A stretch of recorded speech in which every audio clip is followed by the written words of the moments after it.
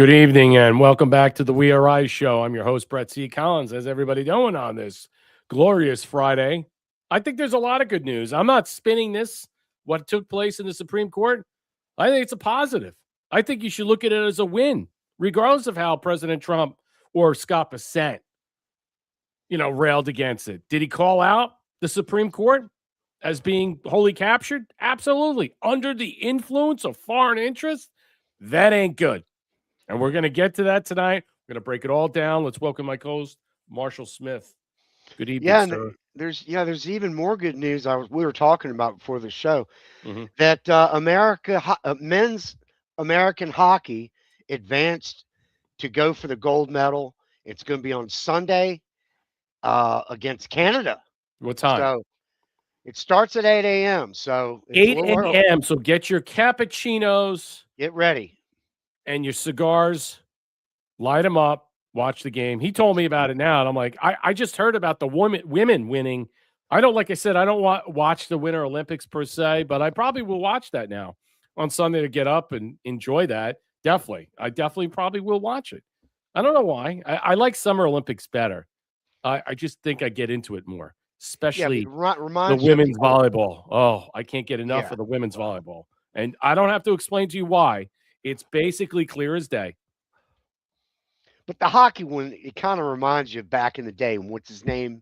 You Yeah, know, in the the big. 1980s against the Yeah, Russians. Yeah, I yeah, got the you. big. I That got was huge, man. you. Yeah, no, I got you. I mean, yeah, definitely. I'm glad you told me about it. Like I said, I was scrolling through it, and my attitude about sports these days are just like whatever. Especially the let's just say alphabet soup of sports. You know how interesting they're all: NHL, MLB, NFL. It's all CIA, FBI. It's all garbage. I really lost all hope in watching all sports. I mean, I understand from a betting standpoint what it is and how that's run, but as for the Olympics and stuff, maybe I'll watch it. Yeah, I mean, I have no problem with that. I don't mind hockey. I don't. I mean, here to watch the lightning and stuff. To go to a game, I think is much more enjoyable than watching it on TV. I mean, for me, that's the way. But I feel the opposite if you watch football. Like college football, though, is enjoyable and stuff because it's pure exhilarating sport. It's not a bunch of fucking whining crybaby fucking rich, bitches that are making $100 million a fucking year, and Don't say it too often. yeah, It's early it's in the just show. yeah, I know. Anyway, I digress. Tonight's show, certainty of tariffs. There is a certainty of, as President Trump is putting forth, undue influence of foreign interest. I think he called it out. I think we're going to see something, as he said, going to be exposed. It was self-explanatory today. Deniable disclosures and the royal pinch. We're going to explain to that. Welcome in over here on pill.net. Hello on Rumble. What's up, True Terran, Alita, Nawdog? Good evening, one and all who's over here on pill.net. What's up, Thea? Thank you for the 900 gold pills. Patty B, how you doing? Trump 1, good to see you. Thank you for the cookie. Sausage Launcher, how's your back? I know you just said you had some injections today. You feeling better? 2 weeks for nerves to die. Business as usual, I suppose. My God, man, you're going through it. I feel bad for you. I really do. I know I have back problems, but yours is like off the chart. Wood USA dropping 217 gold pills. Welcome in. Thank you so much. Who else is here tonight? Blue Viking. Hey, how you doing? What's up? What's going on? Darlell, how you doing? Trusty Turn Up. Welcome back. Oh, yeah, volleyball, sausage launcher. You know what I'm talking about. If you ever watch the Summer Olympics, I'll just give you a hint. And if you're a guy, just watch the Brazilian team. That's all I got to say. I don't know what it is. I'm glued to it, but I digress. But I got that's a just taste of me it on the being a beach today. human being, a man. So I just have to say, but I do like volleyball. I like beach volleyball, 2-man beach volleyball. I used to play it. I enjoy it. Yeah, it's a fun game. I like surfing. I like all the sports that the Summer Olympics have. I enjoy it. I really do. I mean, I don't want to see breakdancing ever again. I don't want to see skating. I mean, save that for the X Games. I don't even know if they do the X Games anymore, but they should have some new things. Personally, I think in there. But I Curling, do. yeah. I And they still caught don't the guy understand that cheating. sport. I They still caught don't understand that. What is that? I mean, what they is it? busted the Canadian guy because he cheated because he he let it go and he let one finger push it a little bit harder. Yeah. They called it a double tap or a double touch. I'm like, what? I don't know. Strange. I don't. Yeah, I don't know anymore about all this stuff. I mean, I do enjoy the Summer Olympics. I have an opportunity, and I'll sit down and watch it if I'm not doing anything. But I do love the Summer Olympics. I get into it. All right, let's get into what Trump's talking about. Let me just say this: the anticipation of the Supreme Court tariff ruling may have been intentionally set up for the court to rule in such a manner. Whether President Trump pushed them to use the IEPA and how he set this up for them to rule on it. Did he get them to do this in some way to force their opinion? So the certainty of this would be reflexes upon. You see the dissenting opinions, the majority opinion by Roberts saying about this, and then the dissenting opinion by Kavanaugh, and then by Thomas. Really good, excellent points. Really sets the stage and really puts us into another orbit. Will finally Congress rule on this? Will they get together? You had the Senator Marino from Ohio saying we need to vote on this. We need to get together and set this up as a future pretense. I don't know what you think about. I mean, the Senate and the House both voted at two different points while a government shutdown was happening. For what? To block the Canadian tariffs. So what does that tell you? They don't have a vested interest in this. They don't love their country. They don't love America. And I think President Trump was rightfully, let's just say, clear about pointing this out. But there's something else that is taking place with the Supreme Court, something far more sinister, something more robust. And I think that was the discussion. That's what we found out. And how all these things are going to play out is really, I think, the main key about this. Trump said the Supreme Court ruling, the Supreme Court ruling against the tariffs actually affirms his authority to level additional national security tariffs. I'll walk it through 10% globally. So on top of the tariffs that he has in these different sections. In a 6-3 decision Friday, the Supreme Court ruled that Trump did not have legal authority to impose his tariffs. Trump cited the International Emergency Economic Powers Act of 1977 to declare emergencies in opposing his tariffs on 3 countries. The court ruled on Friday the law does not authorize it. Okay. In a briefing, the White House followed the ruling. Trump praised Brett Kavanaugh, who authorized a great dissenting opinion for saying the majority. 63 pages, by the way. 63 pages. You think he's got a mouthful to say about this? I think so. For saying that the majority opinion might not substantially constrain a president's ability to order future tariffs. I think it's important. A president can actually charge more tariffs than I was charging in the past period of a year under various tariff authorities. Yes, under different rules and sections. Trump said, so we can use other statutes, other of the tariff authorities, which have also been confirmed and fully allowed. Therefore, effective immediately, all national security tariffs under Section 232, existing Section 301 tariffs will remain in place, fully in place, and in full force and full effect. Trump said he will sign the executive order on Friday. The Supreme Court did not overrule the tariffs.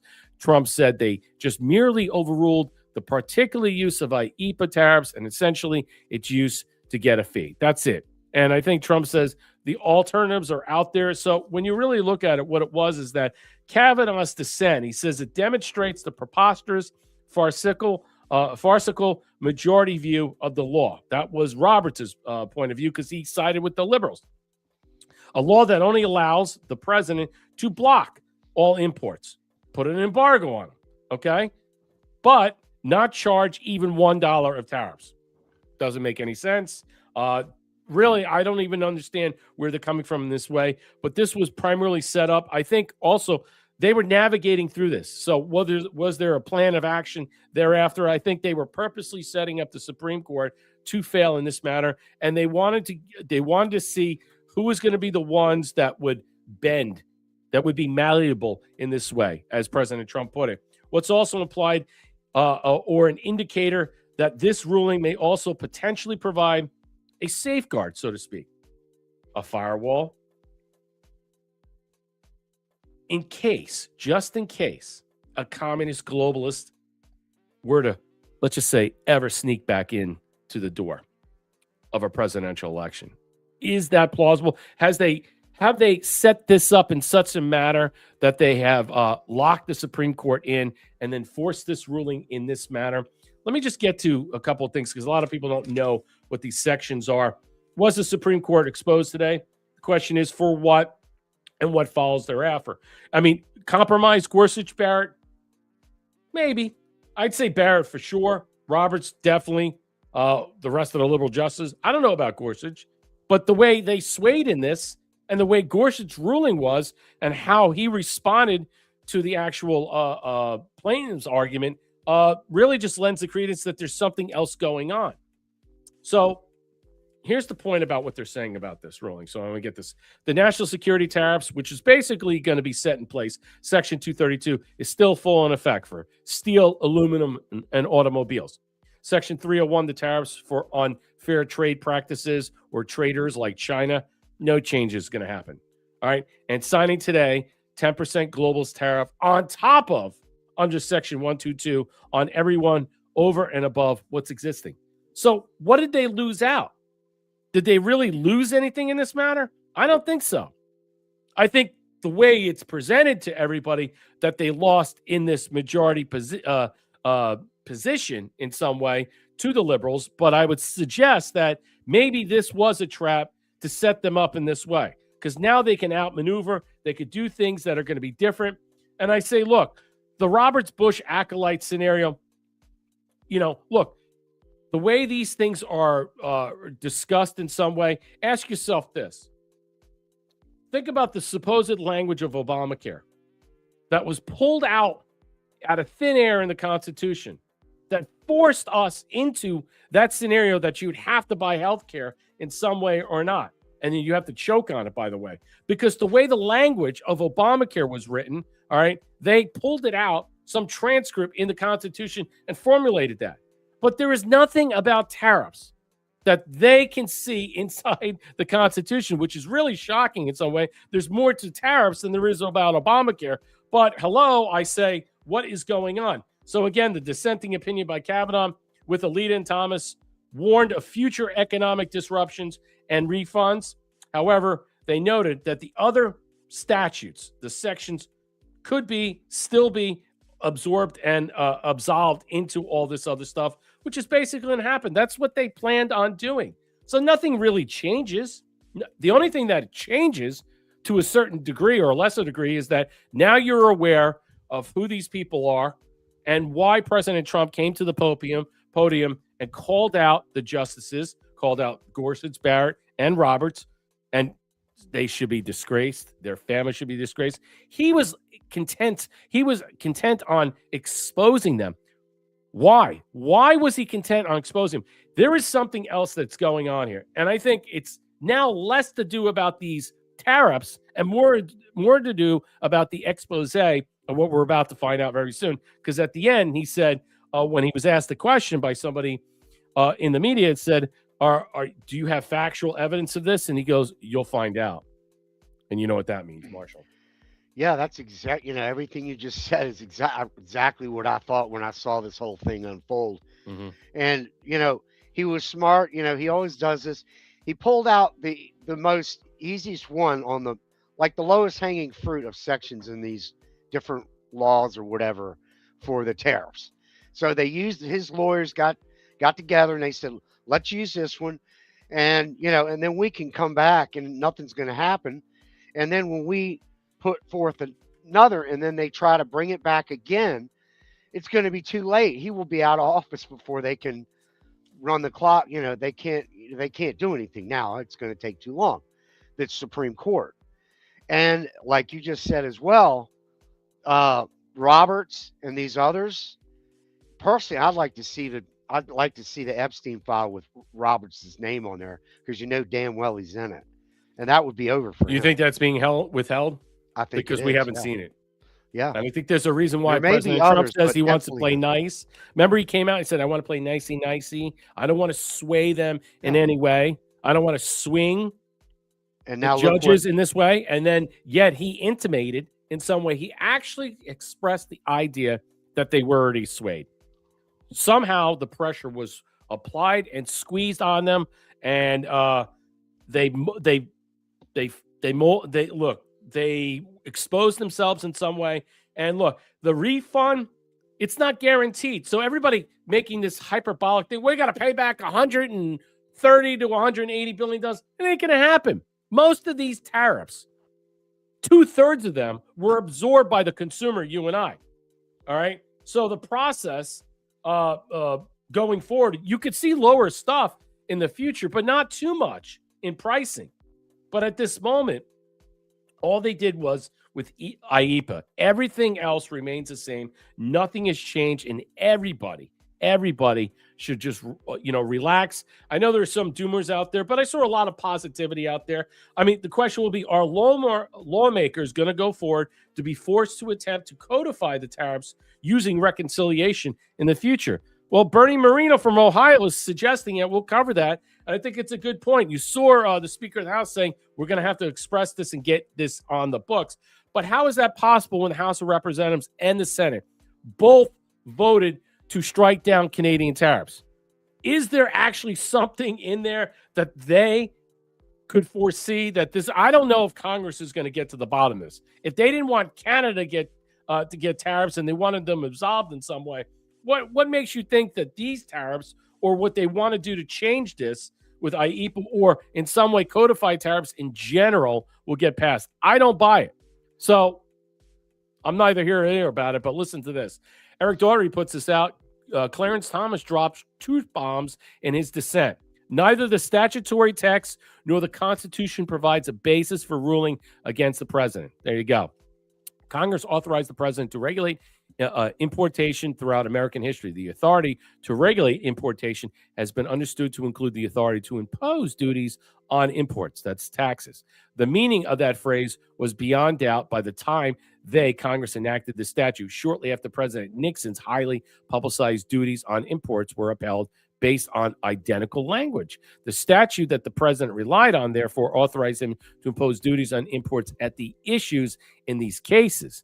Because the Constitution assigns Congress many powers that do not implicate the non-delegation doctrine, Congress may delegate the exercise of many powers to the president. So what he's saying is Congress has done so repeatedly since the founding with this court's blessing. The court is suggesting they are steering Congress, okay? Kavanaugh is doing it.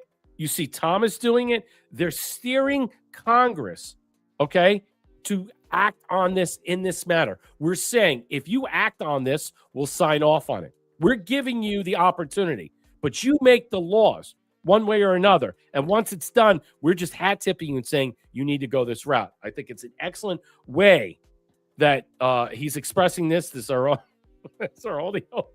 Yeah, Clarence Thomas, your only hope. I know. It's funny. And you know what? You saw people ask today about how many people are going to Alito, Thomas, how many people, God forbid, those two are going to step down. But there are question marks about them and stuff in some way. But where do we go from here, Marshall? Are we to suggest in some way that the great reveal that the foreign powers are puppeting the strings of the Supreme Court and trying to destroy America from within got exposed today? And can we tie it to what you heard John Solomon talk about, the 2020 stolen election? I mean, think about all the court cases where people were pulling the strings behind there and stuff like that. How much will that be exposed? How much will we find out about this going forward? Because I think they're inextricably connected. I think you cannot walk away saying a lot of these things with the 2020 election, the ballots and everything, and how the Supreme Court ruled in the past and other, let's just say, lower courts ruled in some way. You'd have to say there are arguments where they don't want the succession of the president in any way, this president, to succeed, and thus ruling on certain potential outcomes, that those outcomes, basically, you saw the dissenting opinions, and they were great. They were massive. I mean, 63 pages for Brett Kavanaugh. I forget what he had, 40 pages, Thomas. Pretty extraordinary stuff. And telling Congress, you need to do this. You need to fix this now so we never have to go and approach this ever again. Yeah, Thomas's response was great. I mean, I only saw parts of it, but it was awesome what I saw. And I think this is really more about, it's another part of DC government being like there's a, most people don't understand that DC is like a little big bubble. It's a bubble. And these people live in their own world. They operate in their own, they have their own ways to make, we all know, we're starting to know that now, of course, over the last year or so, couple of years. And it's another crack in their little dome where he's going, basically, I think he's going after the Supreme Court. And I think he's going to do this again in the near future. Something else will come up, and then it'll be, people start seeing it. Because it's just more than just a thing going to a lawsuit going to the Supreme Court, and they're going to just say, oh, well, it's about the tariffs. Absolutely not just about the tariffs, as you mentioned. Yeah, I think you're breaking up there. Yeah, I hear you. There it is. Plan B. With Justice Kavanaugh's dissent, he says the Supreme Court got it wrong, but says Trump still has all the cards. The IEEPA law does let the president impose tariffs during a national emergency based on text, history, and precedents. The majority wrongly applied the strict major questions doctrine to block it in foreign affairs and trade. Even if the ruling stands, presidents can likely impose similar or most of the same tariffs using these other trade laws instead. That's why Kavanaugh and Thomas are saying to Congress, you need to act on this. You need to put this in here. And then, you know what? With our blessing, you do that, we won't overturn it. Once that law is situated, they can't go and undo that. These require a few extra steps like investigations, but cover tariffs at the issue. That's the other thing. There's probably getting President Trump is going to want to take it to the next level to investigate a lot of these different things with tariffs, with China and all these other groups that are not honoring the trade. I mean, think about it. If you're not going to honor a trade deal, then he basically said, we're going to end it. I could blow it up. I could embargo it. I could block it. I could do all these things. They were highlighting everything that the president can do, all right, outside of the IEEPA. And then in that very argument or discussion, they're saying if Congress can outline some type of provision or law that we were transcribing as our dissenting opinion that would basically look to validate a future congressional bill of that opinion, we're all for it and we'll sign off on it. Bottom line, legally, he says this was the wrong call, but presidents do have major workarounds by other statutes. Absolutely. This was not a loss. You should not take it a loss. I didn't see too many boomer doomers trading on this per se. I don't think a lot of them understand the law contextually. They like to use a lot of different things that are easily, let's just say, broken down that they can transcribe and then flip and then use that as a let's just say some moniker to roll with and give you a different narrative. I think so far a lot of people are looking this in some way saying, you know what? Hold off a second. What was this really all about? Thank you, Curious Cat. Hello.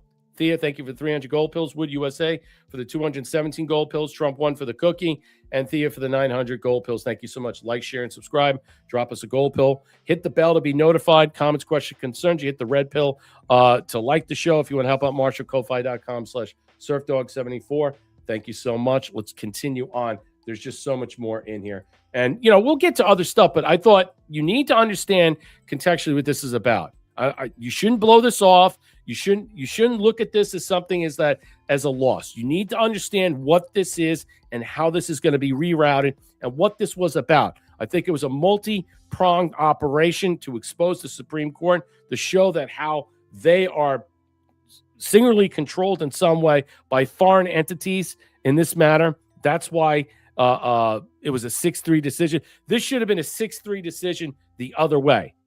Meaning with the 3 liberal justices, you should have had Gorsuch, Barrett, and Roberts. But, you got to look at who Roberts is. He's a Bush acolyte. He hangs around in secret clubs around D.C. with all these different, communists and all these Marxists. That's why they didn't put a kibosh on all these lower courts suing President Trump and the administration.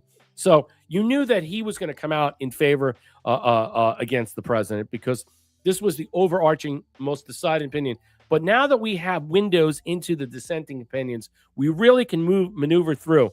And how President Trump talked about it today was quite extraordinary. He actually outlined a lot of stuff. Brett Kavanaugh warns that the tariff block could trigger total chaos in President Trump. So here it is.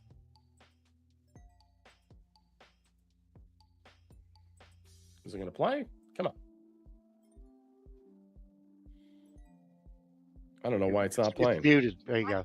Consequences in the near term. One issue is the refunds. Refunds of billions of dollars would have significant consequences for the U.S. Treasury, but the court today says nothing about whether, and if so, how the government should go about returning the billions of dollars it's collected from importers. That process is likely to be a mess, as was acknowledged at oral argument. So we have the big answer, but Harris, now we've got more questions about what happens next. All right, well, we're ready to get more answers. Shana. What it is that this is that most of these people already push forth the pricing built in the tariffs. So when the tariffs were done in exchange, the prices were built in at that point. And so the people selling the products or the people shipping the products to the American consumer that we're taking in, the price was already built in at that level. So I don't think there's going to be any type of reactionary response as a refund in some way, a debit for this in some way. I don't see that at all. In fact, what I see is that would take years in courts, and I just don't think they'll just remove it through all these different sections, and so that money can never be in some way pulled back. And so I think that's the argument. I think that's what President Trump, we also heard Scott Bessent, which I'll cover. He had some great things to say too. I would also, Brett, say to everybody out there that heard all the doom and gloom and the panicking, watch the liberals celebrate this hearing. Yeah. And laugh and just enjoy watching them, because they're idiots. They're being fooled. Oh yeah. So, go ahead. Yeah, I mean, Nancy Pelosi putting out that stupid thing. Is she even in control of her Twitter? I doubt it. Or X account, doubt it. Someone else is putting that out. I mean, all these people putting out all these different things that are in the House, they're idiots. They don't know what they're talking about. They clearly don't. They just have to show that, any loss for Trump is a win for them, when in fact that's not the case. They've just been singularly exposed. In fact, right now, Ketanji Brown Jackson proving that she's obviously she should not be on the Supreme Court because she was illegally certified or voted in for a legal president, and Congress or Senate signed off on her. Yeah, right there, that's one. I can argue in a couple of other ways. Watch Sotomayor. She might have a health scare very soon. So keep your eyes on that one as well. All right, here we go. Holy smokes, President Trump announced the Supreme Court has actually strengthened the president's ability to enact tariffs. Huge backfire.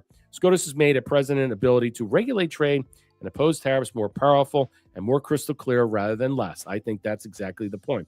There is no longer any doubt the income coming in and the protection will actually increase because of the decision. I don't think SCOTUS means that.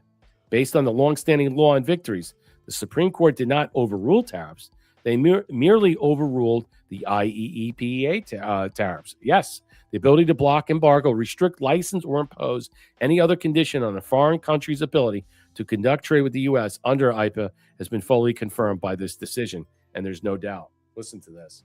While I am sure that they did not mean to do so, the Supreme Court They didn't mean to do so. Today made a president's ability to both regulate trade and impose tariffs more powerful and more crystal clear rather than less. I don't think they meant that. I'm sure they didn't.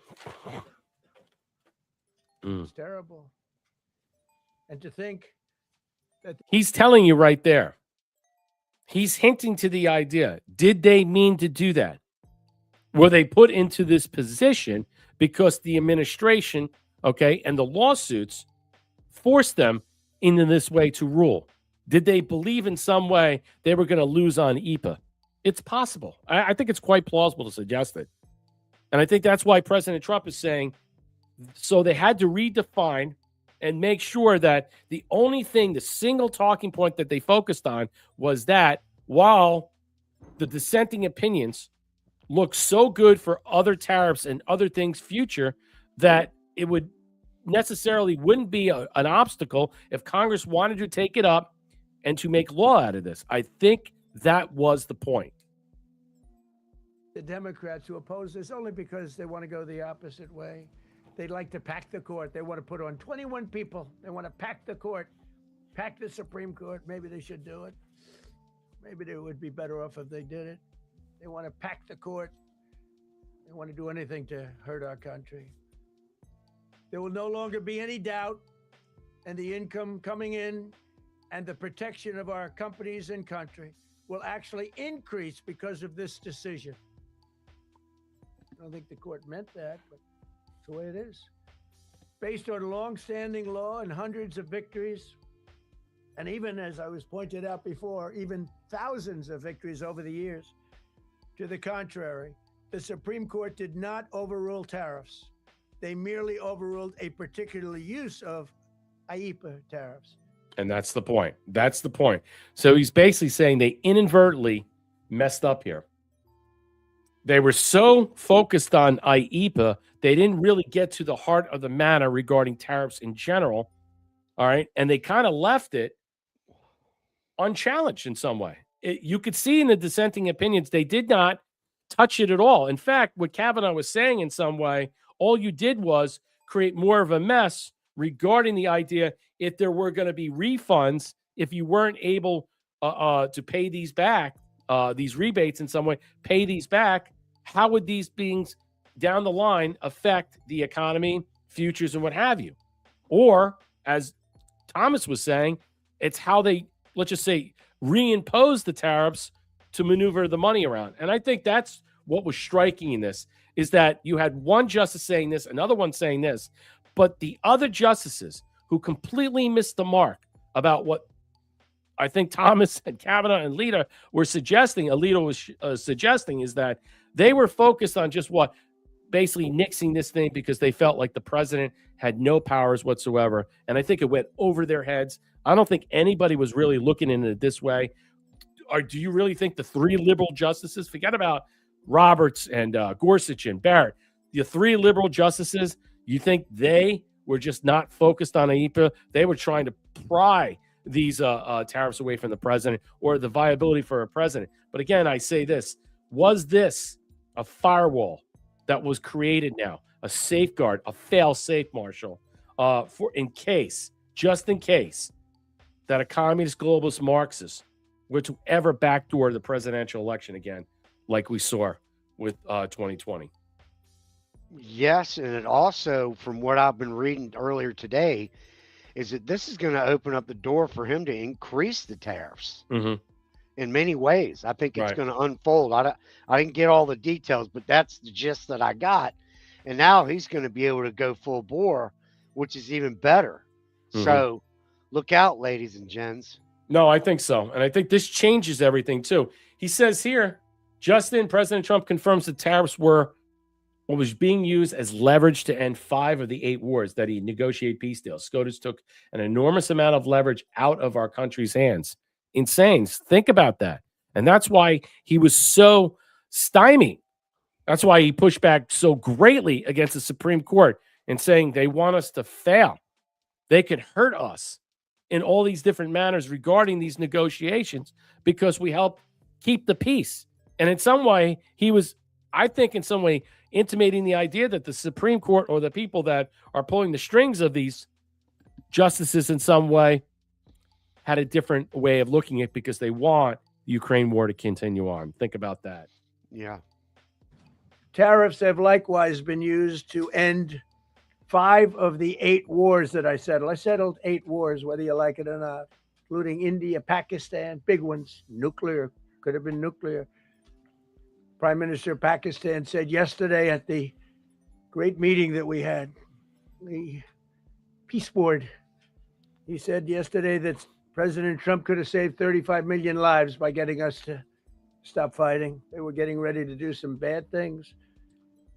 But the tariffs have likewise been used to end 5 of the 8 wars that I settled. I settled 8 wars, whether you like it or not, including India, Pakistan, big ones, nuclear, could have been nuclear. Prime Minister of Pakistan said yesterday at the great meeting that we had, the Peace Board, he said yesterday that President Trump could have saved 35 million lives by getting us to stop fighting. They were getting ready to do some bad things. But they... I think it was just an interesting discussion that he brought that up in some way because he's showing, let's just put it this way, how germane this was. Did it change anything in some way with this, with the restructuring or reconstituting wars in some way? Possibly. Yeah. We don't know how that's going to affect, but I'm sure they'll be able to retool and refigure this out and to come to some new agreement. But yes, did President Trump make the point in some way that could they have hurt this country from that standpoint, unleashing the dogs of war, so to speak, onto the world because President Trump had collaborated with these countries to format some type of roadmap to peace with these types of tariffs? Absolutely.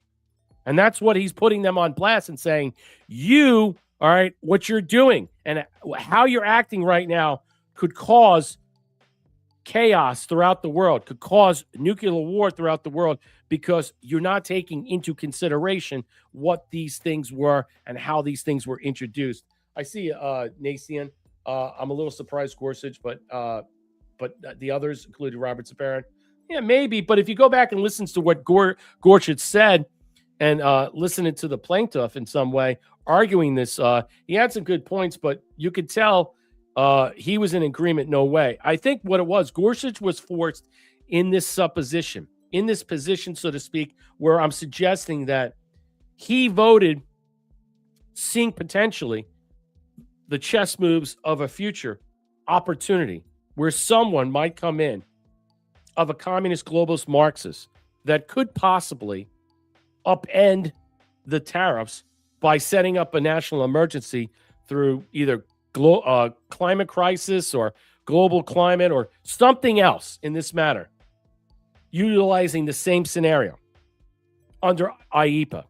And what he did was probably voted against this for that sake of argument. And I'll leave it at that. That's what I'm suggesting. Nah, dog, we at Rise. Let Thomas know we love him and pray for him and his son. I will. I haven't talked to him. I haven't talked to him in a while, so I hope he's doing well. Yeah. Let's see who else is here. Yeah. I see a sausage launcher. That's funny. Marshall, your thoughts on that? I mean, what do you think?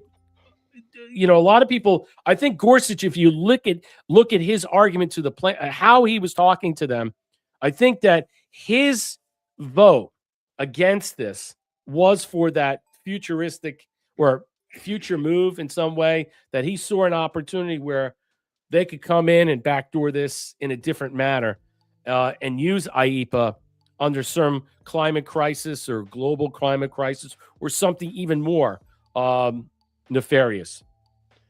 And I think that's why he voted again. That's why he voted. I'm not saying about Barrett and Roberts. I think that really, when you just mentioned all the wars that Trump stopped using the tariffs, this gives way to the argument that I said when this whole thing started happening the other day, yesterday or whatever, is that this is really comes down to national security.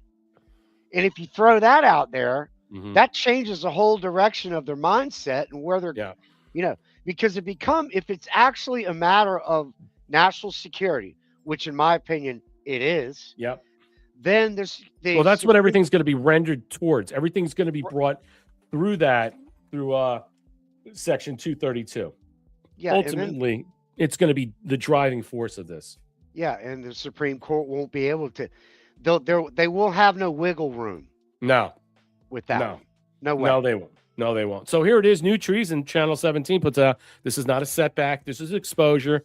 They're very unpatriotic and disloyal to our Constitution. It's, in my opinion, the court has been swayed by foreign interest and political movement that is far smaller than people would ever think. Okay. Yeah, I don't doubt it. What we were talking about yesterday, possible Epstein was a puppet, not the main person of interest. Obviously, finance too, finance entities, foreign, what happened in 2020, foreign interference in our elections. Consider that, and you need to toggle those two together. What's the key, the common denominator here? Foreign entities, just watch what happens. It's all connected. Yeah, well, you could think of Executive Order 13848 in some way. You could think about that and how that nestles into everything. I want to move forward and stuff. I got so much more because we got to get into other discussions. There was a lot of I don't want to bore you with all this stuff. I think a lot of people are really, they kind of like are taking a shine over on this. They're like, go get your shine box on this. It's not a big deal. Yeah, but I think it is a big deal. Listen, because when you hear the president speak, all right, and he says things, he's always leaving out markers. He's always leaving out things, air quotes, or whatever you want to call them in some way that he's pointing the finger to, and he wants you to hear it. He wants you to listen to what this is, what it means. Shadow Ezra, he believes the Supreme Court has been swayed by foreign interests and political movement for smaller than we realize. It's a small movement. I won by millions of votes. But what's the small movement? What does he mean by that? What does a small movement mean? Where is the small movement? Is it from inside of D.C.? Is the lobbyists? Are we talking about people that are running still the blackmail operation on? It's possible. Let's listen. That is far smaller than people would ever think. It's a small movement. I won by millions of votes. We won in a landslide. With all the cheating that went on, there was a lot of it. We still won in a landslide. Too big to rig. But these people are obnoxious, ignorant, and loud. They're very loud. And I think certain justices are afraid of that. All right, so he's talking about the groups that push back. Remember, you think about Kavanaugh almost being murdered at his house. You think about how the senator, Chucky Schumer, put him on blast and tried to get him murdered and stuff in some way. Boring that We Are Rise podcast, boring. Never. Oh, no, I know. What I'm just trying to paint the picture is that what President Trump is saying is that there may be justices that are worried that senators and congressmen, Democrats, or what have you, are going to put them on blast and call them out. Well, they'll have the same scenario. And they're worried about that. They're worried about their safety. They're worried about their families. Because when you get down to these types of very, very, let's just say, important decisions that come down, not every decision the Supreme Court rules, I think, is important. I don't think every decision is important. I think the ones that are germane to the topics that we talk about, that President Trump highlights here, really sets the stage for our domestic and financial future viability. And this was it today. This was completely it. It wasn't a loss. It was just a demonstration of showing how these people buckle really quickly at the moment's notice when something of this magnitude that affects our country, our military, the foreign interference, everything that you could think about in general, all right, rest on their shoulders. He's also highlighting that why do we have to rely on the Supreme Court to rule in such a manner? Okay, in some way, why can't we get Congress to make these laws that are malleable, that are pliable, that are, manageable in some way that we can negotiate with this in there, in the language, in the text that put out? Why do we have to wait on these decisions? But Kavanaugh and Thomas gave us that roadmap to get there. And I think that was the point of everything today. Well, that absolutely also exposes Congress for being worthless. Yeah, absolutely. It just shows, why are we depending on the Supreme Court to do the congressional work? Right.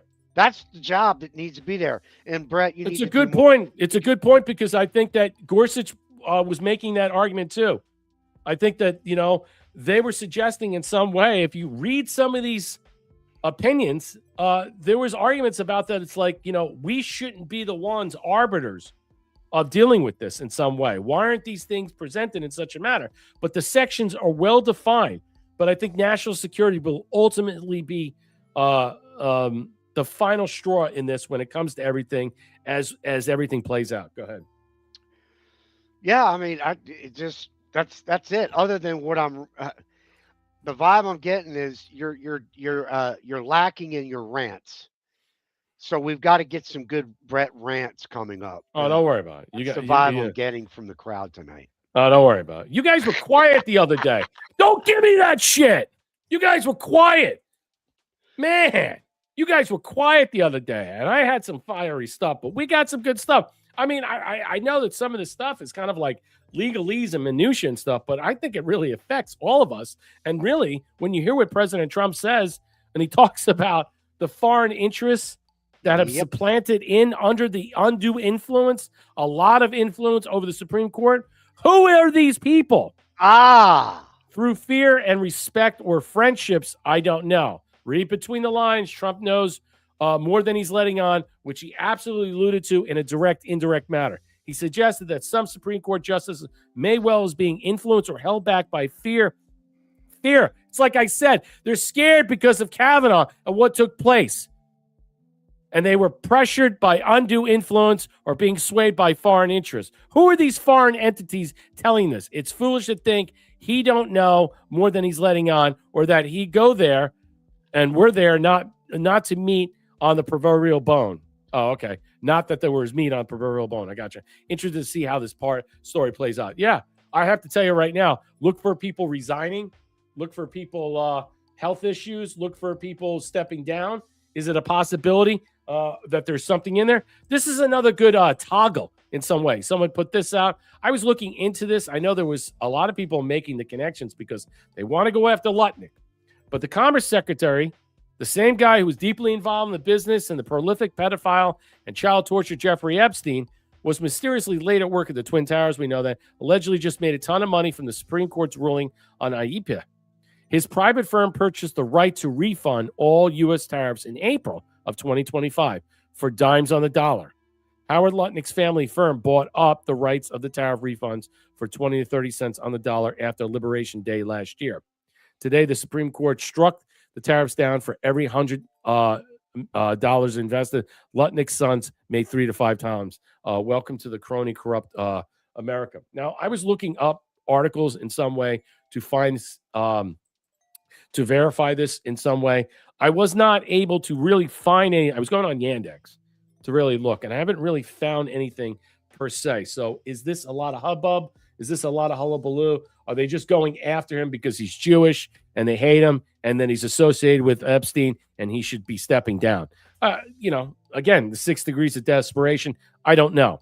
But as for that, what they were suggesting in some way, I can't really find. But I was looking up and I was worried that if I was going to put this out and say that, I'd get blowback. But I'm suggesting right now that's out there. And whether or not that's true or not, I don't know if you can verify it. And I'll leave it at that. The thing is, though, Brett, if it ends up being no actual refund, that money is pixie dust. It doesn't matter. They don't get shit. Well, in context to what he's saying about his sons making money on the $100 in this in some way, I see where you're going with this. That you're basically saying it disappears. It shows up and it disappears. Right. It shows up as a number. Right. And it may not be contextually as we're perceiving it. So I don't know if people are putting 2 and 2 together, getting 5 or 6, but I'm not sure because I didn't see an article or anything that was written. Usually I look at the left-wing rags if they were writing it, like Mediaite or Axios, to go with it. But if you go on Yandex and you put it in and you toggle all these different things, I was even looking on X, and other than just supplanting that notion out there, suggests the level impropriety that they're suggesting. But I just don't know if there's any there. So I'll leave it at that. You got to look at the people that are attacking and why they are doing it, possibly, and where they come from. Right. And if they're legit, straight up, then you're halfway on the right track. But be very careful of these people that. Yeah, that's why I wanted to show that, because that's out there. Gnaw Dog might have adopted 2 kids illegally. You're talking about Roberts or Barrett? Barrett's one of those Irish Catholics who got hurt. Doesn't she have adopted kids, 2 or 1 of adopted kids? I'm not sure. Yep, she's got She's got 1. There's some stuff behind there. That. I don't know. I don't know what's up with that. More than just that. Yeah. But so, how the hell did President Trump get pushed into this? Was this Mike Davis's pick? Isn't the same guy who picked Gorsuch?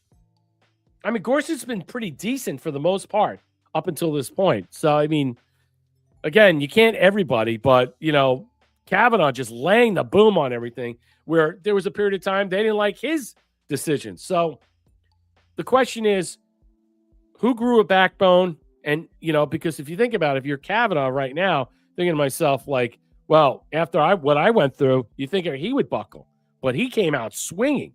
So it seems to me that other people are buckling, Roberts and Barrett specifically, I think because of the Catholic charities, their adoptive kids.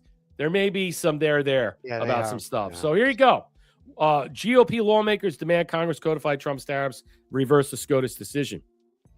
Vernon Moreno of Ohio, who's fantastic, is demanding Congress immediately take up new reconciliation bill to codify the tariffs. Now, they're in the process of codifying President Trump's tariffs in a lot of different ways. We just don't know how many. And and how many more to go. But I think eventually, before the election, we'll get more of those in. He basically says is that the betrayal must be reversed and Republicans must get to work immediately on reconciliation bill to codify the tariffs that had made our country the hottest on earth. Well, especially during the time that it's, election season. You got to look like you're doing something in some way. And if this benefits you, why not? Because you only do something when it benefits you. Regardless of not that he's correct here in some way, are they going to do it? You hear Speaker Johnson saying yes, but I'm not really sure. Early on Friday, U.S. Supreme Court has struck down President Trump's authority on the IEPA to enact the tariffs. Marino is demanding that Congress immediately take up a new reconciliation bill to codify the tariffs imposed by Trump under the International Economic Powers Act. See, I mean, look, they can easily – look, he's reading the tea leaves here. He's seeing what the roadmap is. They can easily do this, set this up and down vote, put this all in there, and set this up. President Trump's authority under EPA enacts tariffs, finding that Congress's legislative intent did not extend taxation power to the executive branch under the laws of regulatory position. Yes, because they're the ones who do that under Article 1, Section 2, I believe it is, something like that. SCOTUS's outrageous ruling handcuffs our fight against unfair trade that has devastated American workers for decades. These tariffs protected jobs, revived manufacturing, and forced cheaters like China to pay up. He wrote in a post following the high court's decision, now Global's wind factories investments may reverse. American workers lose again. This betrayal must be reversed, and Republicans must get to work immediately on a reconciliation bill. Okay, he's forcing the hand in some way. This type of legislation requires a 51 vote majority, something that, that it's so easy to get to, but the filibuster's there and all these different things, how we move it, no, it's not. The idea that we're going to get this on, look, the House just voted not even a month ago. They ruled against President Trump's 219 to 217, 214 or something like that. Ruled against President Trump's Canadian tariffs. They also, I think that was shot down in the Senate, though. I'm not sure if it passed in the Senate. But either way, it's not going to make President Trump's desk in any way. So when you consider that and how things are going, you have to understand is that what's important, what you need to focus on, what needs to be germane is that how can you consider having a tariff bill in the House when a majority of them are making money? Their bread and butter comes off all these lobbying and all these fundings and all this money from all these different PACs and groups and stuff where they make money on the other end of this, betting against America. And that's why the tariffs are such a big, let's just say, pushback, because they know the tariffs singularly help American workers set up shop, they level the playing field. And the congressmen and senators out there, the lawmakers, they make money on your what? Your well-being, your destruction of your well-being, all right? The loss of your job, everything that's in place that's not going to benefit you. Whether Senator Marino is correct that we can move this forward in any manner, I'm not sure. I don't know if they have the will to do it or the stomach to do it. Scott Bessent confirms the tariff revenue remains unchanged after the ruling. Just listen to what he said. Tariff revenue will be unchanged in 2026. Boom. This guy is hardcore. He comes out swinging hard. I would also like to take a moment to address today's Supreme Court ruling, and I would note that I did not change a single word in my speech post the ruling. President Trump will always put our national security and Americans first. And as I have said before, the president has multiple tools in his toolbox. Let's be clear about what today's ruling was and what it wasn't. Despite the misplaced gloating from Democrats, ill-informed media outlets, and the very people who gutted our industrial base, the court did not rule against President Trump's tariffs. 6 justices simply ruled that IEPA authorities cannot be used to raise even $1 of revenue. This administration will invoke alternative legal authorities to replace the IEPA tariffs. We will be leveraging Section 232 and Section 301 tariff authorities that have been validated through thousands of legal challenges. Treasury's estimates show that the use of Section 122 authority, combined with potentially enhanced Section 232 and Section 301 tariffs, will result in virtually unchanged tariff revenue in 2026. And with And there you go. So it basically explains it. He's letting everybody know, settling the market out, their jitters. He's letting everybody know when the Treasury Secretary speaks, he speaks for a large audience out there. The market is watching. Everybody's seeing how this is going to impact business, how this is going to impact the Dow, the trade. Everything is set in position. He's saying it's going to remain unchanged. In fact, it's going to get better. It's going to move into other different ways. I think this is a really great thing. Listen to this, and then we'll move on from this. I think this was a good subject to transition to. But this comes from Right Angle News. And, when you hear these stories and understand what the actual significance of tariffs are, how they play a large role in the United States economy, how they help manufacturing jobs, how they help everyday worker in some way. So while you bitch and moan about prices or gas or eggs and other stuff, understand where we are with the tariffs and what they mean to us in this country, what they mean to President Trump. This is President Trump's most salient talking point, okay? It wasn't just closing the border, which was the number one thing that got him elected. Removing all the legal criminal rot, the scum of the earth that's in our country. Yeah, all of them, not just the violent and the worst of the worst. All of them, you got to go. It's closing time. But I think in some way, the other thing, when you look at it from a financial aspect, President Trump, this is his most, I think, important thing that really sets the stage, that sets up everything that we're being utilized on. That's helping refurbish our country, bringing back business, bringing back jobs, helping re-engineer our culture and our society, and bringing wealth back into our country. And I think that's the most important thing while we remove the criminal scum, because all they do, they're parasites. You see the Somalis in Minnesota, these fucking scumbags, they want reparations. Yeah, just like them and the blacks. And now the black people in fucking New York are saying, what? Mandami, you're going to raise my taxes? Fuck you. And then, you got the African Americans, the blacks in New York saying, we're going to bring our Rottweilers out, our big dogs out to go after the Muslims when they want to fucking do their chant and prayers out there in Times Square. It's going to be glorious. It's going to be glorious. You see the fights that are happening now? You see what's taking place? So a Michigan factory that was set to shut down next month, a toy company, was laid off and lay off its entire workforce, has reportedly been saved by President Trump's tariffs, pushed a Canadian company to buy the plant to avoid higher costs, keeping every employee on the job. Listen to this. Really awesome with you guys that I just heard her now from a customer of mine who's also a part-time employee here too. She works for a toy factory, a little toy company in the next couple cities over. I'm not gonna say what it is, but it's here in Michigan. And the toy plant was closing down. And this next month was everybody's last month of work. And I was going to have to give this other girl here some extra hours just to help her get some more money because, they were shutting that plant down. Until Trump's tariffs forced a Canadian company to buy and build a factory here. So instead, they just bought this one out that was closing down and kept all the employees to avoid paying the tariffs. Thank you, Donald Trump. This is what I voted for.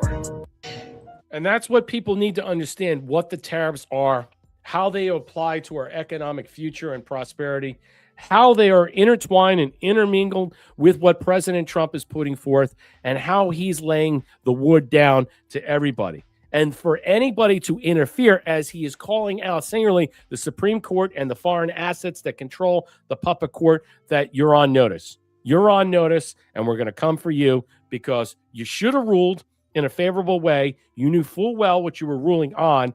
And so whether you had dissenting opinions all over the place or individual thought process, I think President Trump just lays it out beautifully.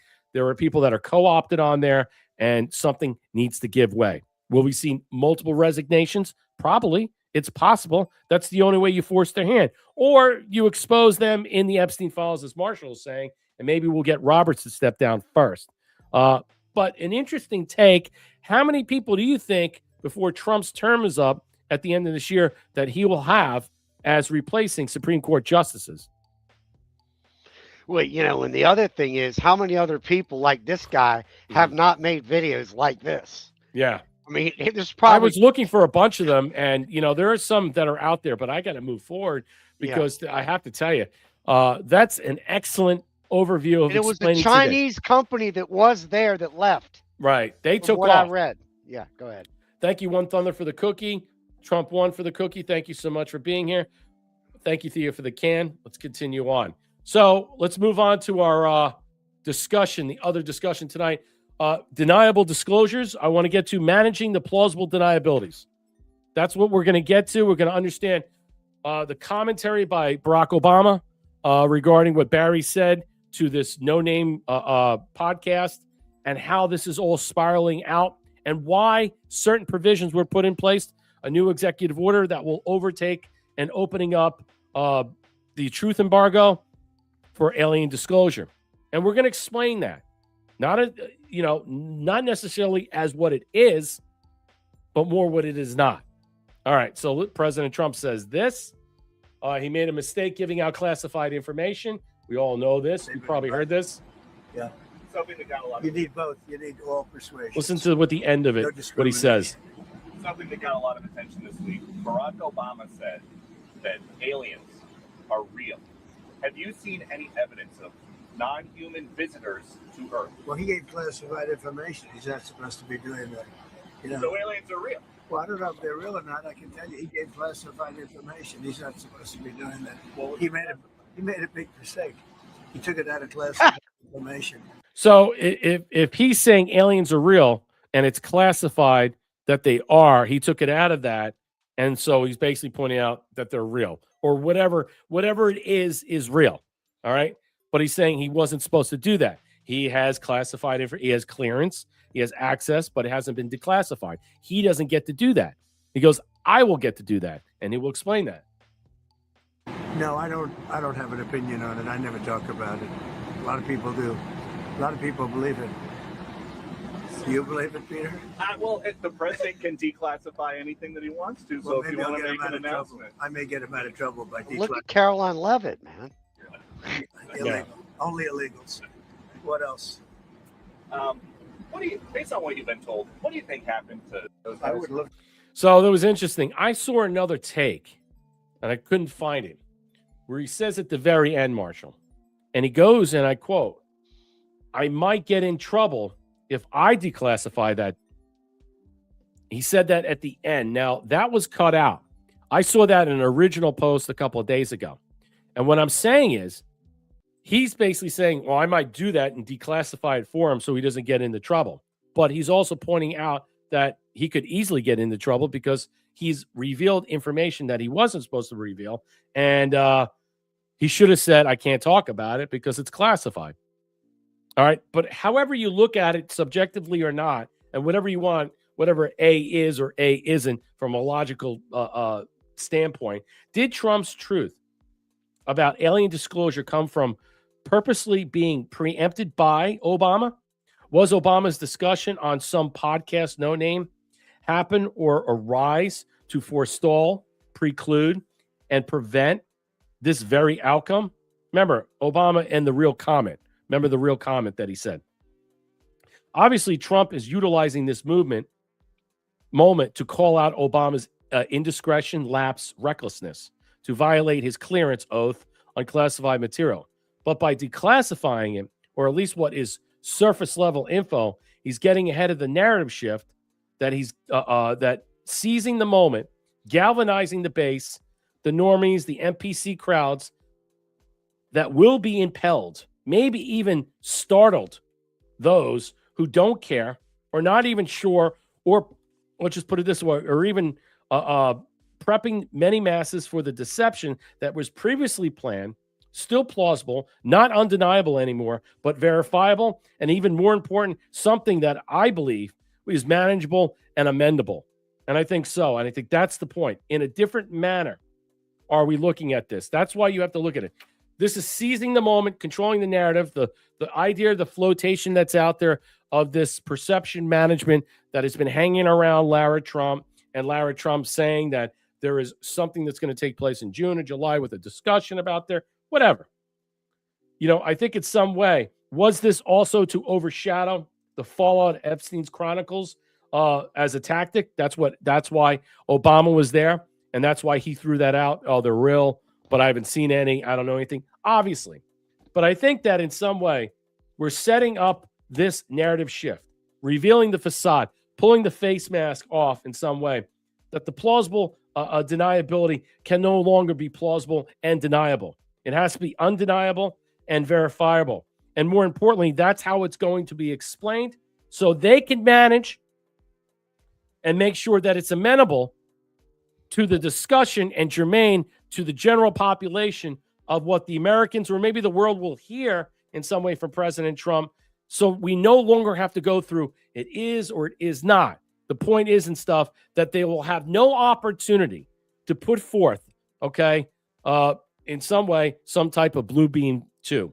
And I think that was the overarching thing that President Trump pushed forth and pushed back on. And I think this has a lot of stuff because we are at some type of moment in time where things are getting so hairy that anytime they can easily release this stuff to try to usurp the president in some way, overtake him, overshadow him, and say, why didn't you tell me this? Why didn't you declassify? He is trying to get ahead of this. He knows they're ready to do something. So he's got to make sure that he has to make sure that he balances out the right tone that will be a manageable discussion that we can all process in some way without scaring the blowing it normies. up. Well, blowing it up or having them blow it up and make a panic. Yeah. Yeah. And the other thing that really took me with this is as soon as this thing happened, 48 hours ago, it was all like, we're going to bomb Iran. Yeah. We're going to have a war. We're Mhm. going into third World War III. And now it's like, not a word. I still believe that I said the other night that is not going to happen. They want it to happen. No. But I don't think it's going to happen. Not in the way they want. The only reason that we're setting up shop there, I think in some way, I think it's Israel. I think we're trying to prevent Israel from nuking Iran. Yes. I think it's more than likely that the only way that we could stop and prevent a World War III scenario, because we know they'll do it. Okay? We know they'll do it. And I think in some way, President Trump doesn't want that to happen because Israel doesn't care about the Iranian people. They don't fucking care. They don't care about the Gazans, the Palestinians. They don't care. They're Netanyahu's screaming bloody hell that, or you have Mike Huckabee, the ambassador to Israel, saying that Israel should get reparations. We shouldn't have to pay for the Gaza thing. We should get reparations. Who are we? You're the ambassador to the fucking state of Israel. You are not a we. They should fucking cut that guy loose. Yeah. Huckabee is garbage. And I saw him on fucking Tucker. He's embarrassing. And all he does is defend this Christian Zionism. I'm done with that. End with this shit once and for all. But I believe the real reason, I don't know if it's altruistic or not. All right. I think that the show of force in some way could bend the knee of Iran. Might be have in the same scenario. Hey, look, you and your sons or whoever else is running your country, get out. Get out, or you're going to end up like Maduro. Get out, and you get a pass. You get out, and then let someone else take over, and then we'll help stabilize the region. I think that's one. Number two, I believe, is also to protect them from outside, let's just say, enemies that want to hit them, destroy them, that could blow up a possible peace deal like Israel for their own self-interest. And I think that is the reason why. All right. Yeah, it's to quell down Israel, I think. Yeah. So here it is. This is what President Trump, based on the tremendous interest shown, I will be directing Secretary of War and other relevant departments of agencies to begin the process of identifying and releasing the government files. Okay. So there you go. Of the UAP, UFOs, and any all information connected. It's all surface level stuff. There's no information in there. They're saying we're going to release special access programs that are in some way tied to the collective of corporations, proprietary technology. They're not releasing that stuff. Corporations own the technology, so they're not part of the government, so they can keep it secret. So whatever they create, they don't share. And that's the bottom line. That's why you're never going to know about free energy and all this stuff, because you have independent individual corporations that are making these products or whatever, reverse engineering, creating all these things, and they keep the technology to themselves and their people. And, I don't know what they're doing with it, building off-world colonies. I have no idea. But all I know is in some way, you're only going to see the surface level, okay, of what it is that will be put out there in any case. But since he's getting ahead of the narrative, he's preempting them from setting up something that could go really awry and scare the shit out of people. And I think that's what. Yeah, Got to give Senior Pollo a shout out. He did a little donation here. I see. Okay, I'll get to that. I'll get to it. I'm sorry. Go ahead. I'll get to you guys. Thank you so much. Hold on a second. I'll be back in about 5 minutes on this. But President Trump orders Pete Hegseth to release Pentagon files on aliens and UFOs. He gets to it. It says, based on tremendous interest, I will be directing the Secretary of War to do this. God bless America. I think this was important. I think a lot of people, holy crap, President Trump sent a warning to Barack Obama after he said aliens are real. He made a big mistake giving that. I think people are recognizing he gave classified information. He's not supposed to do that. All right. I think that's important. The question is, when I said I might get in trouble if I declassify that, who is he talking about? Again, we always talk about the idea. If the idea that there's only the highest clearance comes from the president, when there are other that the idea that's been postulated out there that there are other clearances outside, compartmental access, special access, and stuff like that, and they're saying only the president has the highest clearance, do you believe that? Do you believe that is true? Let's just say it is true that the president is the highest clearance. That doesn't mean he's compartmentalized into everything. That's why they have the ODNI, so they can pull all the relevant information into one bundle, and then he could see all of it from all the collective agencies. That doesn't mean each individual agency, NSA, FBI, you name it, the CIA, whatever groups are out there, don't hold back information from the president. And you know what? There might be an argument to say that whatever these bases are, Doug Ray Proving Grounds, SR1, SR2, whatever they are per se, okay, they're so compartmentalized in such a way, you're only going to see the face of it, the surface level of information, and you're not going to see anything else. Yeah. Thank you, Marshall, for not to be a dick. No, I was actually being a dick to Brett because I got ahead of his game. So, man. Hey. No, he wasn't being a dick. I'll get to everybody. I appreciate everybody supporting the Brett platform. loves you guys. Just understand, man. I just got to move forward. I measure everything on time. I look at everything on time. Yeah, he's got a time clock on his brain, man. I do. That's how I get everything in. I'm still looking for the rants. Put the defibrillator out there. Get it ready. Thank you. It's Friday night rant night. Sean Joe, thank you for the cookie. The cookie. Thunder, One Thunder, thank you for the cookie. Thea, thank you for the can. Trump One. Senior Polo, thank you for the cookie. The same guy who put forth the lawsuit against the tariffs is the guy who recommended and vetted some of the Supreme Court justices. Interesting. You're talking about Mike Davis, right? Because he's the one who got Kavanaugh and I think Gorsuch up there. Or Kavanaugh and Barrett. Same guy put forth the lawsuit against the tariffs. Okay. No, it's not Mike Davis, but you're saying the same guy. Who's this guy who put forth the lawsuit against the tariffs? Yeah, look up who it is. I don't know. I don't know who it is. I know. I saw it today. It was some Pakistani or something like that had a company up north, up Michigan or somewhere. Okay. And he was mad because it was busting his balls or something. He didn't like it. Okay. Anyway, go ahead, man. I didn't. So that's striking. I didn't know that. Look it up. It's on. If you let me know what it is, let me know. Yeah, I got just so much more. I got a disgruntled guy about a business scene. Okay. Yeah, but see, I thought Mike Davis was the one helping out with Grassley and Graham when they picked out Kavanaugh and Barrett. I'm not sure. So I don't know if this guy was pretty straight, but who knows? Yeah. So President Trump is ordering government fully to release the files. Matt Gaetz has claimed some of the members in Congress believe aliens have already established bases on Earth and are actively operating from them. Gaetz adds that he has spoken with U.S. military personnel and believes a hybrid breeding programs are currently on the way. Now, I'm not going to play this. What I'm just going to say is releasing the government files related to alien and extraterrestrial life. I want to move forward with this because I don't want to belabor you with all this stuff.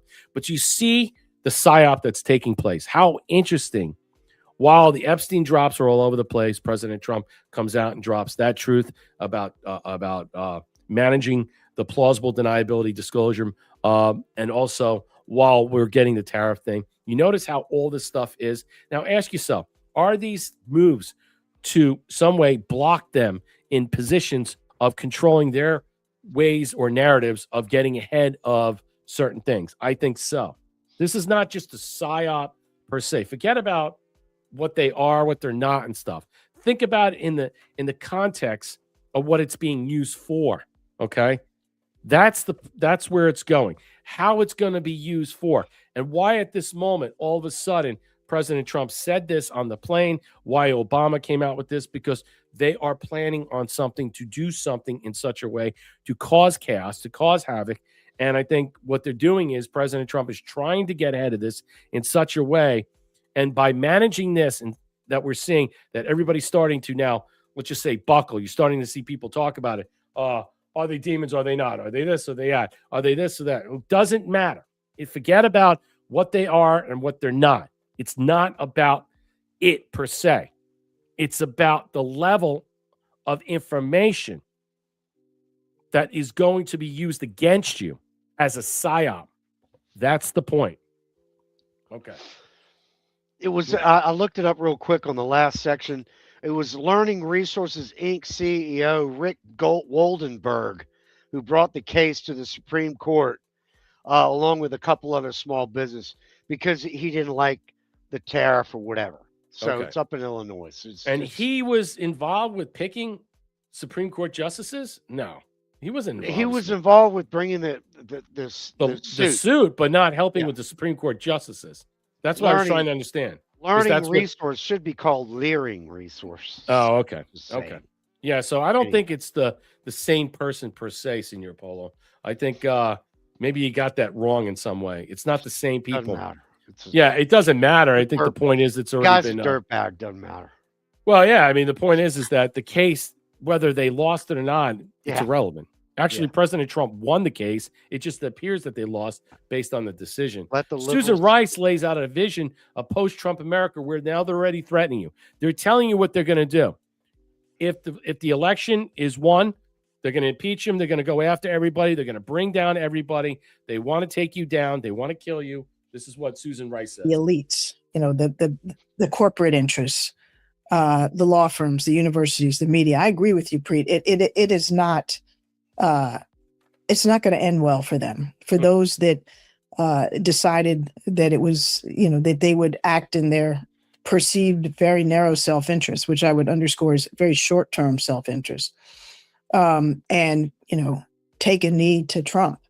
I think they're now starting to realize, wait a minute, this is not popular. Trump is not popular. What he is doing, whether on the economy and affordability or on immigration now, is not popular, and that there is likely to be a swing in the other direction, and they are going to be caught with more than their pants down. They're going to be held accountable by those who come in opposition to Trump and win at the ballot box. And I can tell you, Preet, as I talk to leaders in Washington, leaders in our party, leaders in the states, if these corporations think that the Democrats, when they come back in power, are going to, play by the old rules, and she's basically telling any corporation that sides with Trump, that is friendly, any business that is friendly, communicable with President Trump, the Trump administration, or anybody else, that if they ever get Barrett back, they will lay so much pain and burden onto them. And so basically what they're doing is they're making indirect threats to these companies, to these corporations, and saying, don't do business, push back, don't allow them to cajole you in this manner. So you have Susan Rice and you have Democrats all over the place, people lobbying corporations that are working with the Trump administration to make this country better, to hire people, to do all these different things. And they're saying don't do this, because we will have a list. We will have a list, all right? And we will come after you if you're on that list. And I think it's a shame. It really is a shame that that's where we are in this country. And people say, we're not a divided country in some way. Well, when you understand it from where the electoral map is set up and way the different areas are in California, New York, and certain provisions and way ballots are set up, and until we can get voter ID under control, or we can get, let's just sustaining the ballot rolls under control, these types of narratives are going to keep going on. Anytime you have an election, the threat of what you're hearing now, I've never seen such a militant group of people in my life that are so worse that they are pushing back against businesses and capitalism and saying, we are going to hunt you down if you do any business with President Trump. That is an actual crying shame that you have leaders from these parties, and they're great. They're monsters. This is what the communist Bolshevik revolution is about. All right. They will find you and they will end you. And it doesn't matter what you do. You cannot in any way bargain with these people. You cannot make deals with these people. You cannot give in to these people. It's either you or them. And that's the bottom line. That's why I say all the time, de facto civil war. All right. And the bottom line is, whether we pull the lever, declare an insurrection, is it going to change anything or not? Is it going to make the swing vote against people that are going to be what? Quelled. They're going to be put down in some way. But if you give them a quarter, an inch in any way, they're going to kill you. They're going to come after all of us. You see a sliver of what they did at January 6th. Now you put it on full blast. They will put us in concentration camps. They will put us in Walmart camps.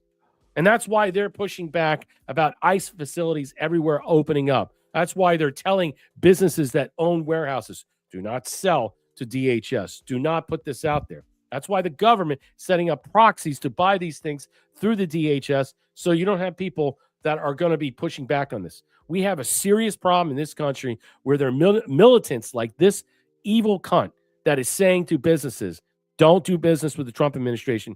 If you do, and we come back into power, we will burn you. We will burn your business to the ground. And that's what they're saying. But they'll do worse than that.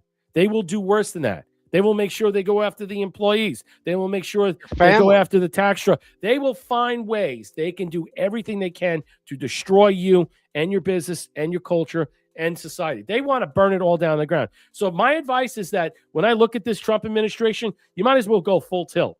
You might as well go full tilt. If you got to pull the insurrection level, go ahead. If you got to go out there and send the National Guard in, go ahead. I don't know if we're going to get there. I don't. You might have to do it by election time, because that's when all the craziness is going to go ramping up, Marshall. Yeah, I mean, look at the design behind her back. I mean, was she told to go there and have that, whatever you call that cloth behind her, the wall? I mean, it's got the diamond. Yeah, I mean, she's got the turtle, the lizard, and the whole thing behind her with the triangle. I mean, the whole thing was, anyway. I wasn't looking at that. I only cared about what she was saying, because what she was saying. Well, I mean, of course.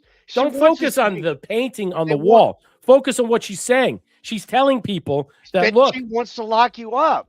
I understand. She's telling business owners not to work with the Trump administration, or we're going to hunt you down when we get back into power. That's what they're saying. Yeah, and I understand that. And I'll just also see, like, people in the chat, that the thing behind her had all this weird diagrams. It just shows what these people are. Like you just said, they will kill you. They don't care. They will lock you up. And I like the idea that Trump is buying these warehouses with proxies. So we don't have to that's what we're hearing. And they're also working now. The DHS is also working on setting up a private industry, private security of bounty hunters to go out and hunt down all the illegal scum, and also the nonviolent ones. That's what they're setting up. I kind of like that idea, privatizing this out and paying these people out individually to find illegal, rando illegals. And I like it, because they don't want to use them to go after the violent ones, per se. All right. They want to use them to go after just the basic tenet of the person's been here for 10 years, didn't really do anything, maybe committing a lot of crimes and stuff, theft, bribery, fraud, what have you and stuff. But look, yes, I kind of like that idea too. The proxy idea. Something has to be giving way. Thank you, True Terran, for the $17 Rumble Rant. Great show, Brett. I have some UFO stuff to send you. To my knowledge, has never been revealed. Send it to me. You could send it to you could send it to my email at just send it to bcc328@gmail.com. Or you could send it to me on Rumble, on the We Are Rise show on YouTube, or on pill.net, and you could DM me there. I can get all that stuff. You can send it to me in the chat over there, and I'll copy paste it. All right. So if anybody saw this, leftist targets Idaho DHS building an anti-ICE terrorist attack. The incident began around 11 p.m. on Wednesday, February 18th, when an ambulance belonging to Canyon County paramedics was stolen. All right, from an ambulance bay at St. Luke's Meridian Medical Center. Police say the suspect retrieved gas cans that had been staged in nearby vegetation before driving a stolen ambulance in St. Luke's Portico North building at approximately 12:30. The building, owned by St. Luke's Health System, served as administrative space and recently been leased by DHS, the parent agency of the immigration. Attempted arson thwarted. After the crashing, the vehicle, the suspect allegedly poured gasoline or another accelerant inside and around the ambulance and attempted to ignite it. These people are fucking crazy. Yeah, authorities say the individual was interrupted by responding law enforcement first responders before the fire could be started. The suspect then fled the scene on foot, has not yet been identified. Wow. We want to emphasize that this was a serious criminal act. Yeah, I would say so. We also addressed the public community surrounding DHS. I don't understand what makes people do it, but there are people completely brainwashed. They're completely MK'd ultra to no effect, that there's nothing that you can do to change these people's minds. That's what I'm saying. They're violent. They're crazy. It's not all about mental disease. There are people that just want to see the world burn down, and these are the people that participate in doing it. They find their arsonists. They find their flamethrowers. They find their Molotov cocktail throwers. They'll find everything they can in such a way to do everything they can. And now that's why the proxies are proxy dummy accounts, or LLCs, are going to be set up. This is sad in some way that we're living in this time, and it's not going to get better. It's not going to get. I don't see it getting better. I don't know how you could stop this. How is this going to be stopped in some way? I don't think we can arrest. We can't arrest everybody. You can't arrest people for thought crimes, but you can arrest people for threatening people. And what about people that don't know are going to commit crimes? I mean, at this point, you just have people all over the place that you always have to be looking over your shoulder. You don't know what's going to happen. You don't know what's going to happen, and it's very sad. And I'm sick to death about what I see all the time regarding ICE and what's taking place, what the Democrats want. They shut down the government over this in some way. They don't care about you. They don't care about any of us. 4 to 6% will never see the light. It's more than that. Cilantro. It's more than that. I think it's like 10 to 15%. I have to tell you that right now. It's greater than that. Think about how many people are in this country. You move the 50 million out from the 361 that are in the country that are illegals. All right. And that's the rest of the country you have. And then from that standpoint, you deduct 10 to 15% off that. And that's about how many people that are batshit crazy. All right. So minus the 50 million illegals in this country, violent or not. All right. Then you got about 20 million plus that are they're lost. Zombies, zombies all over the place, Marshall. I think they're vaxxed out, man. Yeah. I go back. I still think that vaccine has You a think lot so? to do with it. Yeah, I do, man. Okay. That along with the propaganda, the TV, the media, Mhm. the social media, all of it. You throw that in there, yeah. Yeah, it's tough. It's tough to really, in some way, it's like, how do we really fix it? I mean, what is going to galvanize us? What is it going to bring forth? I mean, what if this UFO disclosure is part and parcel of fixing? I think it's like 65, 70% of the country, if not more, believe in ETs, UFOs, whatever you want to think. I'm not going to say anything about it. I don't know if that's going to bring the country or the world together by disclosing this information. I mean, I think it's only going to raise the level of craziness. I can tell you that. Absolutely. It's going to elevate the level of craziness. and panic and fear. It depends on how it's going to be broached. But the other thing I'm considering in some way, where is the unification in this? Do you think the people that want to burn down ICE facilities and kill ICE cops and what have you and all these other things and all these other people, you think they really care about all that stuff? You know, I don't think so. I think there's just a majority of people. The UFO file is at the center of this. Yeah, I mean, I think it's part of it. Okay, the UFO. I think what it is that it's managing the plausible deniability. And once you remove that, that changes the direction where we're going to go. People will have more of the media will have a more verbose opportunity to freely discuss it without their CIA talking heads talking in their ear. You'll probably get more of a majority and more people openly and freely discussing these things and not laughing, snickering.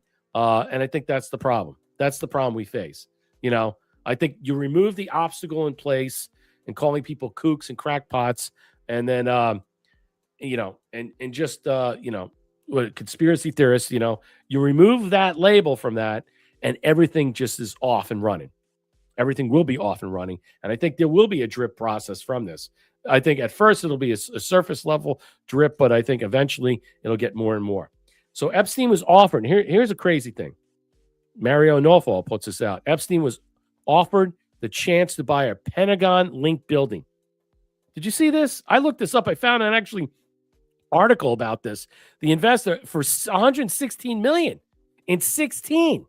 The investor deck called it a mission-critical DoD property. A separate 2015 offer pitched by the FBI field offices in Richmond and Baltimore as sexy assets. What? The deals were forwarded by David Stern, who called himself Epstein's soldier. The same Stern later sat beside Queen Elizabeth II at St. James Palace, a convicted sex offender, one signature away of being a U.S. government landlord. Wow. I don't believe Epstein was an intel agent. I don't want to listen to her. You know what? Nancy Mace gives me a headache and stuff. She's always dangling carrots out there she's always dangling sticks out there with invisible carrots. Because she's like, well, I don't want to release the names because, you know, it's always, you know, 1 foot forward, 1 foot back. You know what? Shut the fuck up then. Just shut up. I don't want to hear your bullshit anymore. I'm so sick of people like that. But what do you think about land people? You might be people that are landlords that were connected to Epstein that we don't know about, that currently are. So it's not like it's a leap of faith or something like that. It's just that one of these people almost were connected to DoD or FBI offices or government enforcers. What do you think? What do you think the CIA is? What do you think? I mean, look, you think that opportunity to purchase a government holding facility, LLC, is the only type of facility that is held by some type of criminal or nefarious sort, so to speak, that is a level like that? I mean, I would be shocked. Look at how much all the in the real estate market is taking place. All these warehouses, all the prime real estate that's being sold, commercial real estate that's being sold all over the place. Consider who are the owners and who are the sellers, who are the buyers, who are the sellers in this in some way. And notice how many people are selling properties all over the place. Yeah, that's a good point, Brett. And when you mentioned this Nancy May, I saw her last night. This lady is nothing but a tabloid lawyer. Yeah. She always has been. You look at the previous shows she worked for, you know, why was I'm not buying her. I don't buy anything that she says, and I'm sick. And she's running for governor. I don't know who lives in South Carolina over here. I mean, are you going to vote for her? Are you going to vote for her? I mean, honestly, South Carolina? Yeah, she's running for governor in South Carolina. I believe. God. I think there's other people involved too, so I don't know. I pray for Thomas. Carl Higbee with Newsmax exposes the conversation from Epstein planning to remove Donald Trump from office and make former CIA director Mike Pompeo president. Did you hear this one?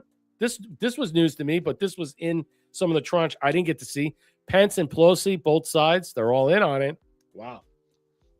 he talking about replacing Trump, swapping Pompeo as the VP with Mike Pence, and then using the 25th Amendment to make Pompeo the president. These are text messages with what is assumed to be Epstein, confirmed to be with Bannon. Quote, I like the idea of Pence stepping down in favor of Pompeo, so when it happens, he becomes president. That's from allegedly Epstein. And I'm thinking, it? What do you mean by it? Bannon responding, that is his name, has this been shopped? Epstein replies, Rudy did lay out impeachment, Pelosi vote, and don't go after Ivanka. Bannon says, great. Great. Impeaching Trump? Well, I mean, we now know Pompeo was not a product of MAGA doctrine and was heavily critical of Trump once he left his first term, showing his true colors. And Bannon wanted him to become president?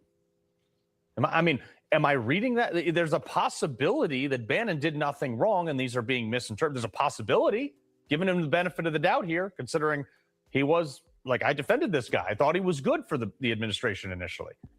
But there's some splaining to do about beyond talking about a documentary to revitalize Jeffrey Epstein's image. A lot of people have a lot of explaining to do, way beyond the island, way beyond sexual assault and all those, and rape and all those things. The more this stuff comes out, the more people keep getting caught in stuff that makes people like me question absolutely everything. Everything is now up for question. Mostly proving that Trump and all the conspiracy theorists, we were right about a ton of stuff. Keep in mind, first it was the redactions. Okay, we couldn't get all the files. They were redacting them, and then they redacted Les Wexner. Now he's being deposed. Then, when they finally did release all the files, because there was such turmoil to get these things out, once they finally released all those things, they put them up on the government website in such a manner that makes it so difficult to search anything. Something, you have data that spreads out over thousands of pages, but you can only have 10 links per page. So you can only search 10 at a time. And there are hundreds of thousands of links to linking individual pages. It would take one person a lifetime to get through a fraction of it. It takes forever. But you know what? Thank God we got the internet and we got crowdsourcing. And I always tell people at home, you want to be a part of the solution, get on there and start looking this stuff up, because there's a ton of stuff out there. And if we as citizens don't force our government to be transparent, voting's a suggestion. And you know what's crazy, folks, is normally we come out of these monologues and we have a guest for you. This is what I waited for. We reached out to dozens and dozens and dozens of conservatives. And you know how many wanted to come on and talk about it with me? 0. Tells you we're hovering over the target.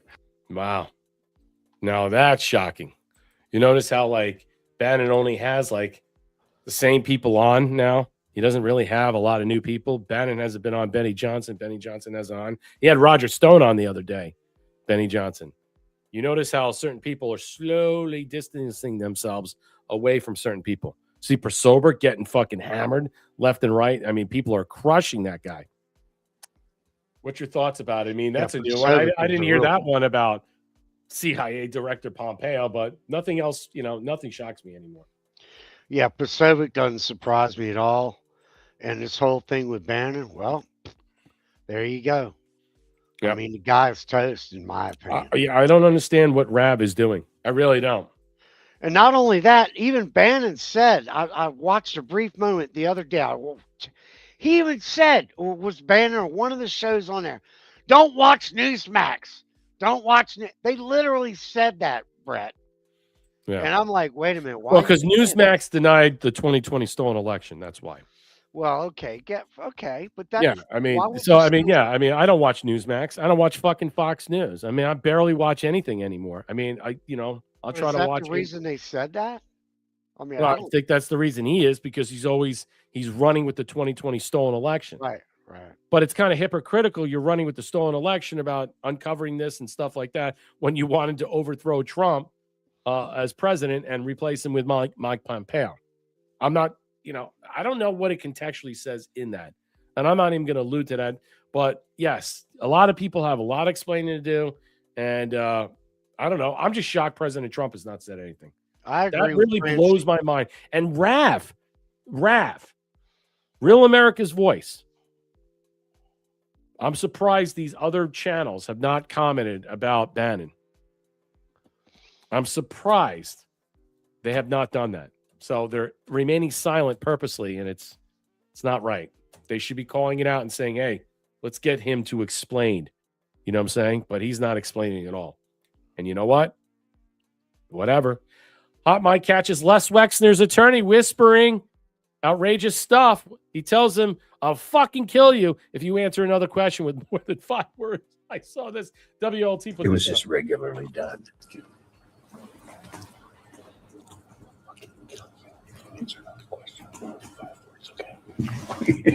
So look at him joking. Answer the question. Okay.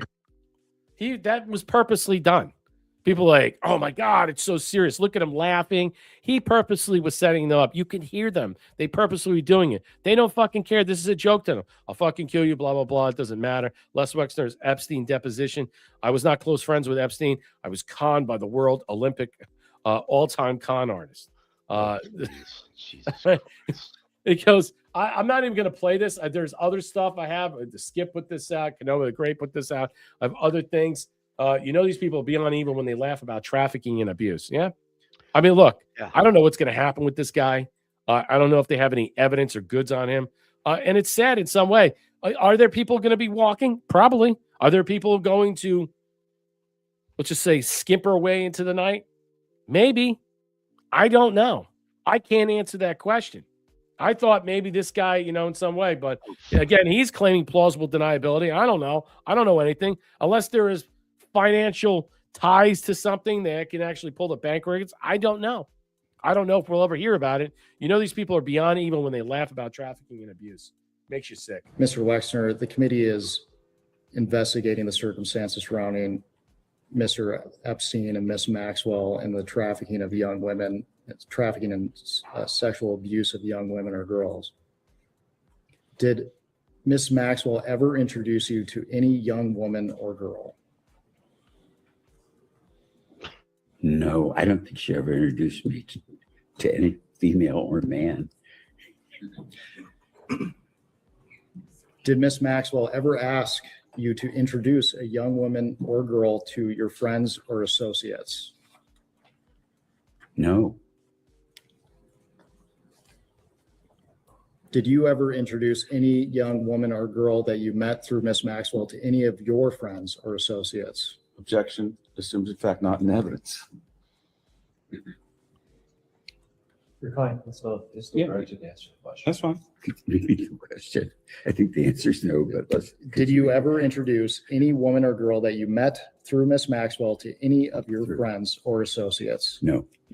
So even if Maxwell spilled the beans and provided all the stuff of information to Todd Blanche to get where she is today, which most likely is the truth, it doesn't matter what these guys say, whether that information as a whistleblower or someone that was there in the room that participated in stuff that she obviously declined. She took the Fifth Amendment on this for her own well-being, so she doesn't, let's just say, incur more charges, and she wants to waive those rights. I don't know. I mean, at this point, can you prove it? Can you prove all this stuff? Yeah, he's just a victim like Whoopi Goldberg. Yeah, exactly. Most people don't know Whoopi Goldberg was arrested for pedophilia or misconduct. Look at her record or rap sheet, and drugs and abuse. So I don't know what's going to take place with this guy. And I think in some way, this was the only telling thing that I took away. Canova the Great put this out. I like his stuff. An explosive deposition clip just surfaced of Les Wexner revealing that Jeffrey Epstein claimed he was the financial advisor to L. de Rothschild and the Rothschild family in France. Wexner says he purposely verified it. Specifically, I talked to Ella de Rothschild. I mentioned that earlier. So he represented that whole family. Wexner also describes Epstein boasting that he advised Google's founders, Google's chief technologist, Jeff Bezos, but admits he never confirmed those claims. But Ali documents show Epstein helped facilitate $45 million DOJ settlement involving Ariane de Rothschild and Edmund de Rothschild Swiss bank account. How deep the Epstein financial ties to the Rothstein family? I don't know. We've seen some reports that he would present himself as a bounty hunter, that he would find people's missing money. Do you recall him saying anything like that? No. Well, specifically, I talked to Ellie de Rothschild, and so I mentioned that earlier. So he represented their whole family. So there have been a whole bunch of people. I mean, most of them I never would have met, but I knew Ellie. I never met people, but there were people that called me that either insinuated or said they knew Jeffrey through a financial relationship. And so, I mean, they could have been actors, but in the time, a guy calls me up. I'll give you an example. It's just because I want you to understand this, because it's so confusing to me. He would say, like, I'm providing financial advice to the founders of Google. I'm providing financial advice to Jeff Bezos. I'm providing financial advice for the chief technologist at Google. And wow, I'm in good company because these are really smart guys with a lot of money. And you have to put yourself in the mindset of if my attorney said, he was qualified to argue in front of the Supreme Court, I'd believe him. I didn't say to call the Supreme Court and say, tell me, is he really an attorney or did he do this? Wow. It blows me away that people like this that have power and money are completely that naive, that are completely just, again, they're just completely caught off guard. Let's just take for the sake of argument that he really believed this because of his affiliation with the Rothschilds and all these other big names in some way. So if you're a billionaire looking in from the outside, you're thinking, all right, well, this guy can get me access and get me this, can get me that, and yes, all these other things in intangibles, so to speak, that are not on the up and up. So yeah, I mean, it just in some way, it just strikes me so odd that people can be so that you see these people and you talk to these people. He ain't naive. No, I know he's not naive. No way. So he's dirty as. Exactly. I mean, that's my point. How can you be this? I mean, there's just no way you could pawn that off and sell it. Arrogant. You're just playing. I'm sorry, man. I just think that, yeah, I think you just can't buy it. I mean, how can you suggest in some way all this stuff and you had no idea what was going on, but other people can prove that you did know this, especially Ghislaine Maxwell. And you're saying today you just don't remember, you can't recall. I mean, it's just like, again, nothing's going to happen to these people. I don't see anything happening in Les Wexner. I'll be shocked if he's arrested. Now, remember, Ghislaine Maxwell was the first arrest, the major arrest. I mean, the idea that, Prince Andrew, we'll get to it, was detained and then let go. He wasn't really arrested. He was detained because of sharing secrets, government secrets that he shouldn't have done. Would USA dropping 817 gold pills? Thank you so much. Trump won for the cookie. Trusty Turner for the cookie. Thank you so much. Like, share, and subscribe. Drop us a gold pill. Comments, questions, concerns. You can help out Marshall. Ko-fi.com/surfdog74. All right, let's move through this real quickly. Let's get to Tucker. I'm running out of time. I'm not going to play all this because it's like 4 minutes, but let's just go through it real quickly. I thought this was an interesting exchange. Carlson says, embarrassed that Israel Mike Huckabee should be recalled, by the way. Should be recalled. I don't know what's going on. I don't know if he's blackmailed or this guy is just batshit crazy. He's drank the Kool-Aid of the Zionism. I don't know about Epstein files pressures him to demand answers from Israeli officials about the alleged ties to Epstein. This is just wild. Of Epstein files still classified. Why do you think that is? I have no idea. I haven't kept up with that. I've never met the man. I don't know him. You haven't kept up with the Epstein disclosure? I mean, only from a distance. I'm 6,000 miles away from D.C. these days, and I'm Yeah, pretty sure that there's so the much going current on. president of Israel, current president, who I know you know, President Herzog, Knowing very well, apparently was at Pedo Island. Yeah, that's what it says in the disclosures. Yeah. And of course, we know that the former talking prime about minister, Ehud Barak, was living on and off at Epstein's house. So still living high-level Israeli officials are directly implicated in Epstein's life, if not his crime. So I would think that you'd be following this. only I was not aware that there was any connection with President Herzog. I would be surprised to hear that, and knew there was about the former prime minister, who apparently had a lot of He's talking about Ehud dealings with Barak. Epstein. Business dealings. And by the way, I'm not alleging anything, but I mean, it's in the Epstein files. And I don't know that I've heard the current president of Israel respond to it, but he is listed as a visitor to Pedo Island. So that's kind of a big deal. I wonder, considering there are so many suggestions in the files, as I'm sure you know, of sexual abuse, and given that Jeffrey Epstein was a convicted sex offender, I wonder why the administration you work for would be holding millions of files, which I believe belong to the public, hidden for, quote, national security reasons. What would those national security reasons be, do you think? Honestly, I think you've probably got more access to the White House sometimes than I do. You should ask them. Well, you're the one that's representing that White House in Israel. And I represent the U.S. in Israel to the Israeli government from the U.S. government. But honestly, nobody has presented that to us. Well, now we have that a you pretty know that dynamic situation here. I don't know if you know that or not, but there's a lot going on in this part of the world. And frankly, that has not been top line item. But you're surprised to hear that the current president of Israel, whom you know, is listed as a visitor to Pedo Island. Had never heard that. Never heard it even in the Israeli press. Are you going to ask him next time you see him? I'll be happy to talk to him almost every week. I guess what I'm asking is not simply as a representative of my government or a high U.S. official, but just as like a man and a father and a Christian. How could you resist saying, like, were you on Pedo Island with Jeffrey Epstein? Well, if I'm not aware of it. And secondly, there are a lot of things that go on in the world. I don't question every single person about every single thing that may be alleged of the about. country. I understand. This is the first I've ever heard of this. So why do you expect me to have knowledge of something like that? Well, you could show that you go watch the rest of it. He's playing dumb. He's playing coy. He doesn't want to say anything that could be misrepresented because he's the ambassador to Israel. So you think about that, he's gingerly walking this out.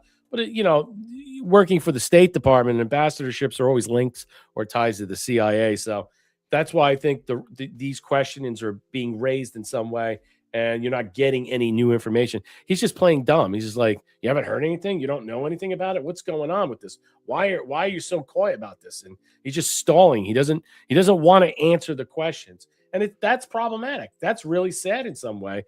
And I think, unfortunately, here we are discussing this. And what does it matter? I don't care about Huckabee. I really don't. I think he's an embarrassment.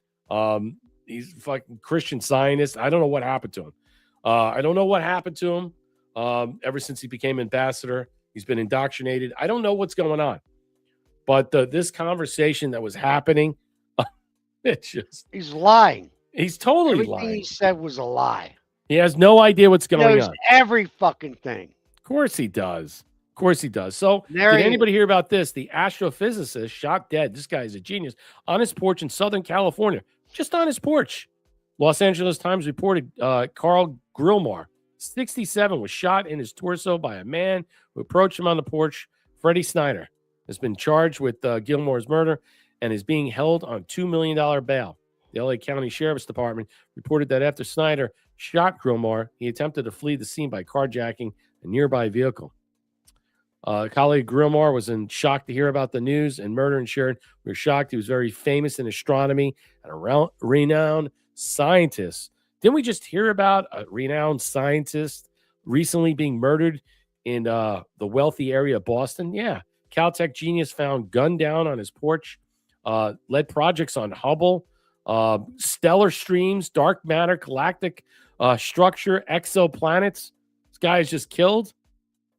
Wow. Los Angeles County Medical Center identified the victim, resident of Llano, who died February 16th from just a gunshot wound from his torso. His death was ruled a homicide.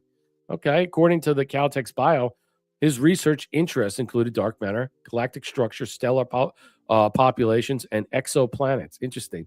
The tragic news of his death comes months after prominent nuclear scientist and professor at NIT, Nuno Loria, was murdered at his home. Remember that? That was in the area, I forget the area of Brookline. I think it was Brookline in Boston. It's a very rich area. Loria's killer was identified as Claudia Manuel Neves Valente, a 48-year-old Portuguese national and previously Loriot's classmate. I just thought it was odd that another brilliant scientist, astrophysicist, someone else that was murdered, there's no justification or cause. The guy just walked up on him and shot him and then just tried to carjack a car and take off. Doesn't smell right. Doesn't smell right at all. He's just sitting on his property. Some guy just comes up and shoots you, doesn't rob you. Just, what do you think about that? I smell hit. Yeah, he knew something. He had information about. I mean, look at the work that he was involved in. Yeah, that tells you there was something going on. Right. And then with Trump talking about the alien thing, what's Mhm. up with all that? Is that connected? I don't know. I mean, it's just all that's happening at the same time is very suspicious, in my opinion. Scientist just happens to be gunned down. Yeah, Tucker's brilliant. Yeah, he's good at drilling down these questions and getting to the heart of it. I mean, he's not being disrespectful. He's saying, how do you not know it? I mean, look, Huckabee comes off as looking like a liar, a fool, a boob. I'm not paying attention.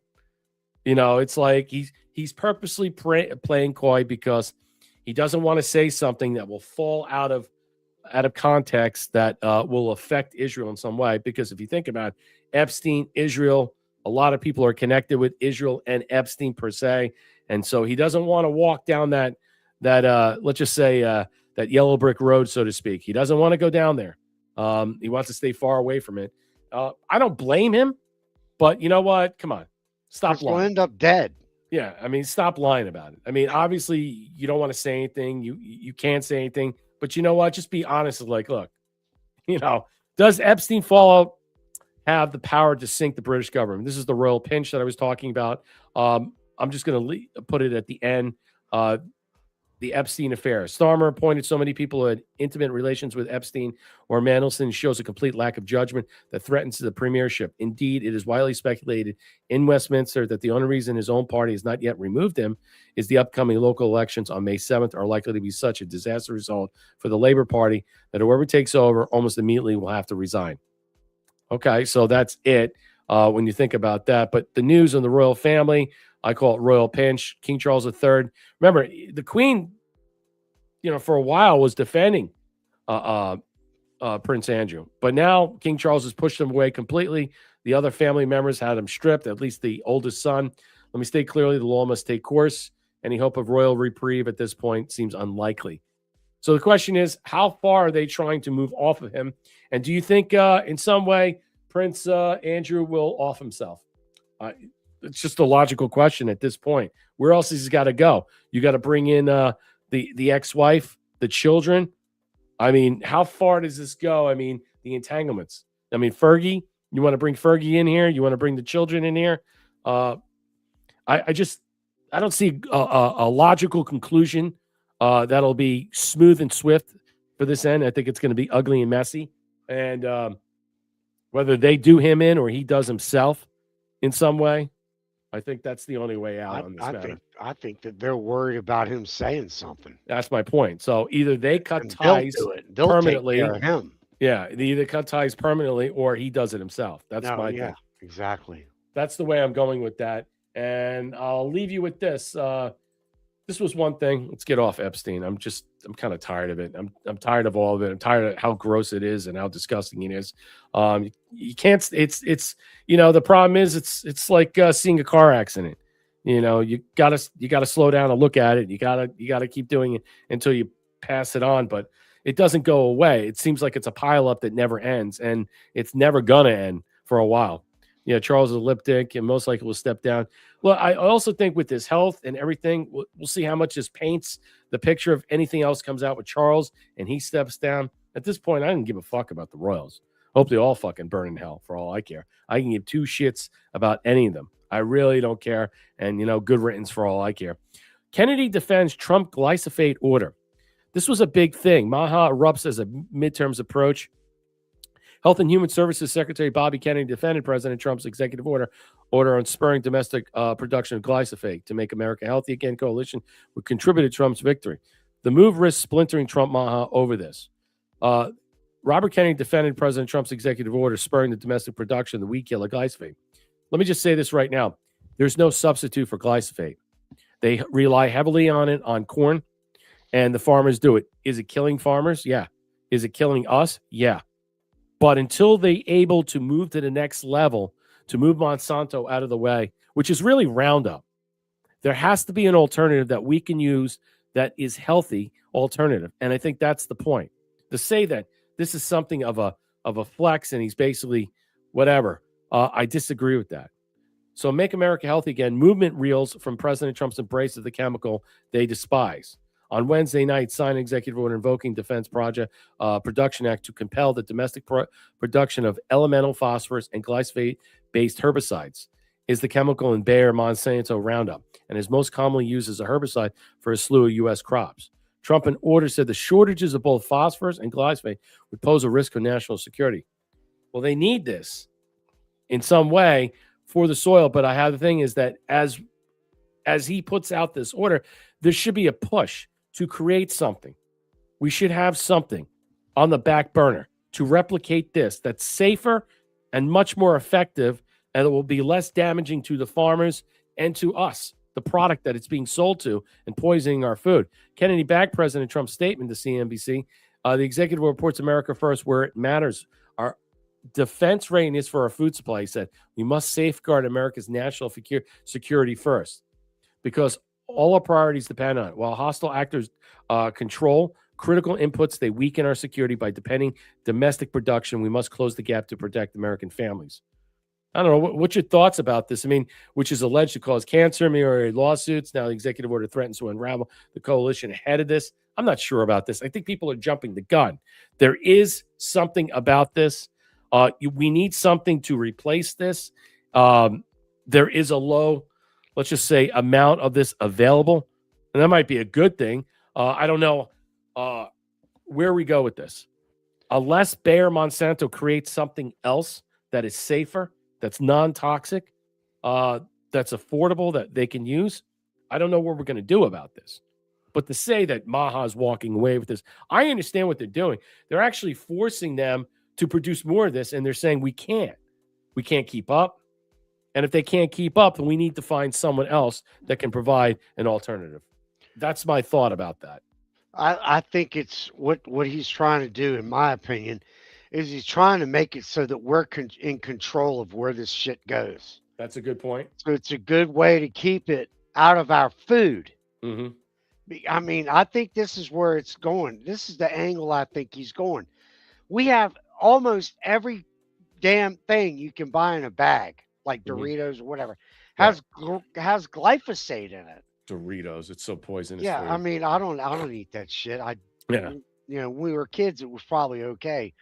But Cheetos. It's a way to it's fake food. Yeah. But I think it's a way to control where it goes, how it's used. Yeah. Whether it goes into our food system or where, I mean, I think I really do think it's a way of controlling it in our country and how it's used.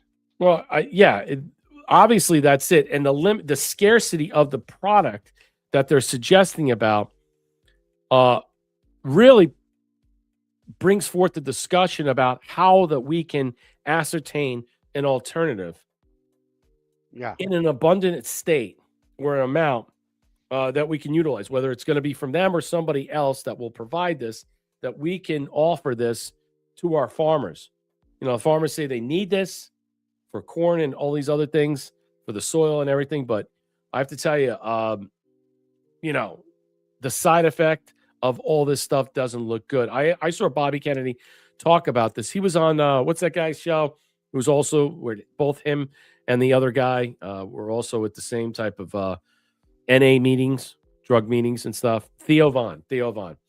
And they were talking about this, and he's like, "What's up with this?" And he goes, "Look, there's just not enough of this." And the farmers said they need this. We're trying to find a way to get an alternative in here.